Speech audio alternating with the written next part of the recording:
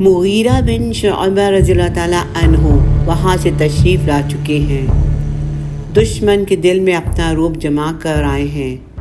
رستم نے اپنے خاص افراد کو بلوایا اور ان سے مشورہ کیا۔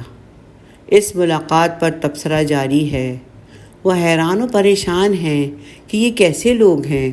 پہلے 2 نمائندے آئے، انہوں نے بڑی دلیری سے چڑھ چڑھ کر گفتگو کی اور چند باتوں کا اختیار دے کر چل دیے۔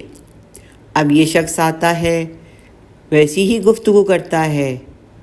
یہ لوگ ایک نہج پر، ایک ہی منشور پر چلنے والے ہیں۔ مجھے نہیں معلوم کہ یہ سچے یا جھوٹے ہیں، مگر ایک بات ضرور ماننا ہوگی کہ یہ لوگ بے حد دلیر اور بہادر ہیں۔ اللہ کی قسم، اگر ان لوگوں کی یہی سیرت رہی، یہ لوگ اپنے آپ کو داغدار ہونے سے بچاتے رہے، تو ان میں کبھی اختلاف نہ ہوگا۔ ایسے متحد لوگوں کو اپنے ارادوں کی تکمیل میں کوئی رکاوٹ پیش نہیں آئے گی۔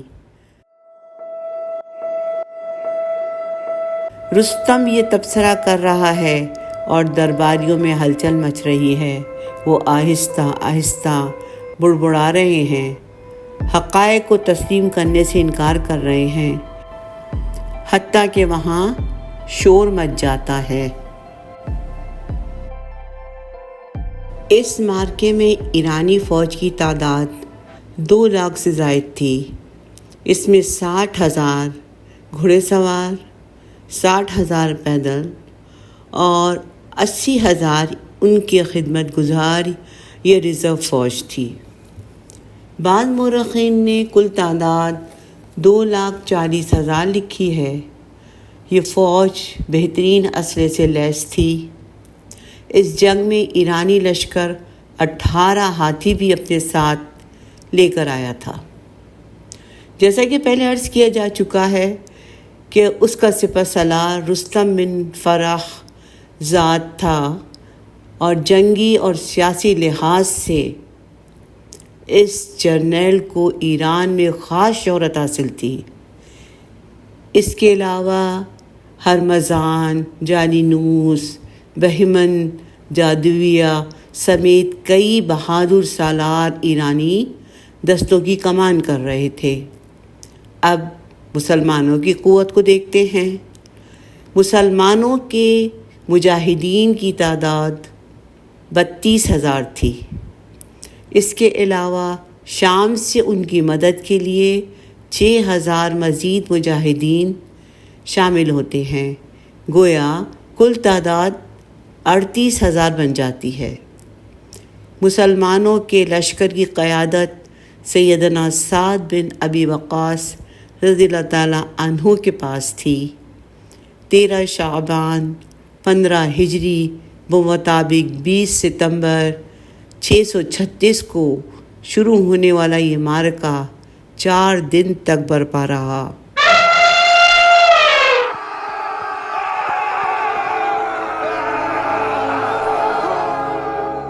مسلمانوں اور ایرانیوں کے درمیان ایک نہر تھی جسے نہر عتیق کہا جاتا ہے۔ ایرانی اس نہر کو پار کر چکے تھے۔ انہوں نے ہاتھیوں پر بڑے بڑے صندوق رکھے ہوئے تھے۔ ہر ہاتھی پر کچھ فوجی بھی بیٹھے تھے۔ نہر عتیق پر ایک پل پہلے سے موجود تھا جس کے ذریعے نہر پار کی گئی۔ یہ عجیب اتفاق تھا کہ قائد لشکر اسلامی سیدنا سعد بن ابی وقاص عرق نساء کی بیماری میں مبتلا تھے، جسم پر پھوڑے نکلے ہوئے تھے۔ وہ گھوڑے پر سواری نہیں کر سکتے تھے، بلکہ بیماری کی شدت کا عالم یہ تھا کہ وہ بیٹھ بھی نہیں سکتے تھے۔ قادسیہ کے میدان کی ایک طرف قدیس نامی قدیم قصر کی چھت پر ان کے لیے تکیہ رکھا جاتا ہے۔ وہ اس کا سہارا لے کر بیٹھ جاتے ہیں۔ اب میدان جنگ ان کے سامنے ہے۔ انہوں نے اپنا نائب ایک نوجوان سپاہی خالد بن غرفتہ کو مقرر فرمایا، جو ان سے ہدایات لے کر لشکر تک پہنچا رہا تھا۔ رستم نے سواروں کا ایک دستہ پل کی نگرانی پر مقرر کیا ہوا تھا تاکہ مسلمان اسے عبور کر کے پیچھے سے حملہ آور نہ ہو سکے۔ ایرانی فوج اب حملے کے لیے تیار تھی۔ مجاہدین اسلام نے بھی دشمن کے مقابلے کی پوری تیاری کر لی تھی۔ سیدنا سعد رضی اللہ تعالیٰ عنہ نے صبح سویرے لشکر کو ترتیب دیا، مختلف امرا کا تقرر کیا۔ سیدنا عمر فاروق رضی اللہ تعالیٰ عنہ کی ہدایت کی روشنی میں سیدنا سلمان فارسی رضی اللہ تعالیٰ عنہ کو پورے لشکر کا عمومی لیڈر مقرر کیا۔ لشکر میں شامل حفاظ قرآن اور قراء کرام کو حکم دیا گیا کہ وہ سورۃ الانفال کی تلاوت شروع کریں۔ یا ایھا الذین آمنوا اذا لقیتم الذین کفروا زحفا فلا تولوهم الادبار۔ اس خوبصورت تلاوت سے فوجیوں کے حوصلے بلند اور ولولے بیدار ہوں گے۔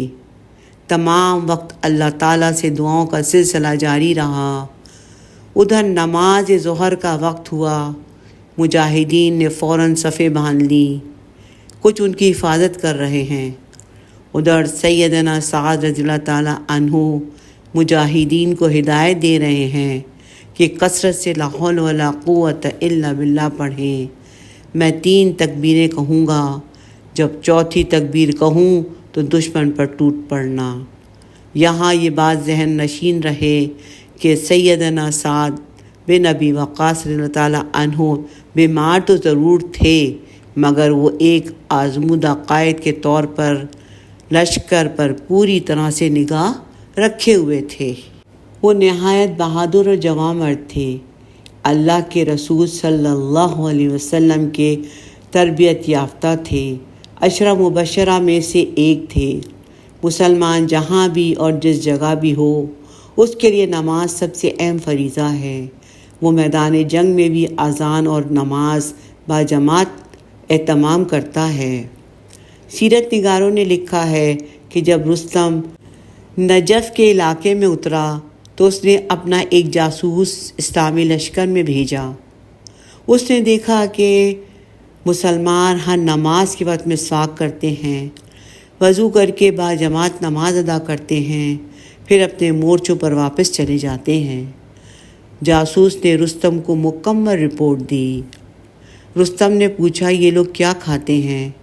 جاسوس کہنے لگا، میں نے جو تھوڑا سا وقت ان کے ساتھ گزارا، اس میں میں نے دیکھا کہ یہ لوگ زیادہ کچھ نہیں کھاتے، بس میں نے ان کے پاس موٹی موٹی ٹہنیاں ضرور دیکھی ہیں جنہیں یہ صبح اور شام چوستے ہیں۔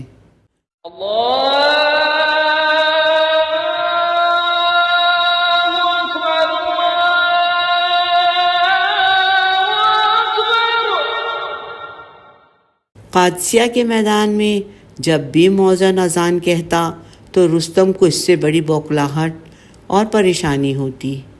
جیسے ہی فجر کی اذان سنائی دی، تمام لشکر نماز کی تیاری میں لگ گیا۔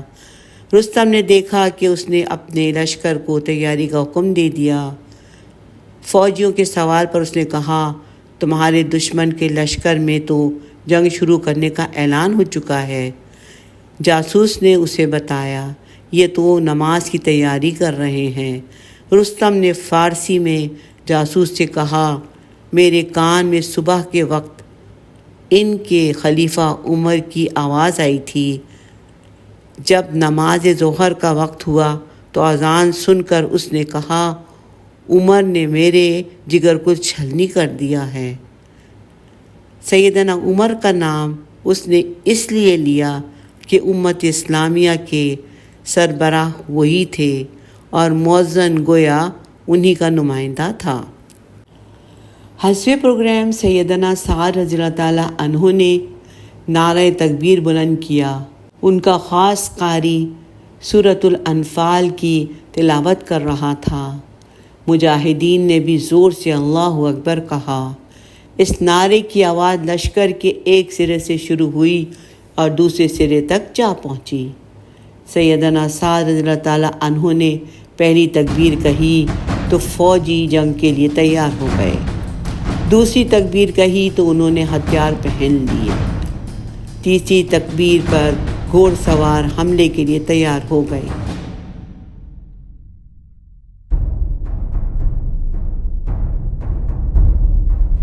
چوتھی تکبیر ہوئی تو جنگ شروع ہو گئی۔ سبحان اللہ، یہ کیا شخصیات تھیں جن کے نعرے میں، جن کی تکبیر میں اتنا اثر اور جوش تھا، اتنی قوت تھی کہ دشمن کے دل دہل جاتے تھے۔